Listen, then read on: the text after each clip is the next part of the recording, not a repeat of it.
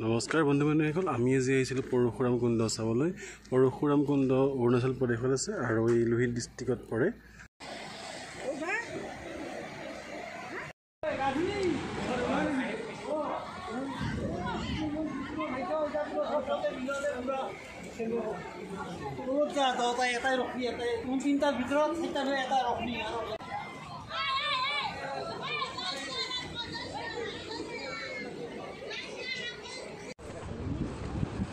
সেই তলত যে গা ধুই যে আছে যে সেই তালৈকে যাব লাগিব, তাতে মানুহে গা ধুইছে। আমি আহিছিলোঁ পৰশুৰাম কুণ্ড, য'ত পৰশুৰামে নিজৰ মাতৃ হত্যাৰ যিটো দুখ সেইটো মৰিশন কৰিবৰ কাৰণে ইয়াতে আহিছিলে। আৰু এই কুণ্ডটোতেই পৰশুৰামৰ হাতৰ পৰা কুঠাৰখন সৰি পৰিছিলে।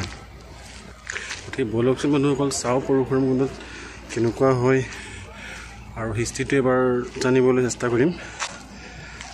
আমি জানো যে পৰশুৰামে নিজৰ মাতৃক হত্যা কৰিছিলে নিজৰ দেউতাকৰ আদেশ মতে। পিছত তেওঁৰ দুখ বুলি গম পাই পেলাই মুক্ত হ'বলৈ বিচাৰিছিলে।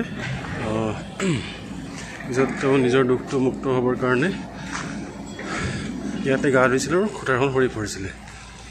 তো বলকচোন সেই ঠাইডোখৰ আমি চাওঁগৈ কেনেকুৱা হয়।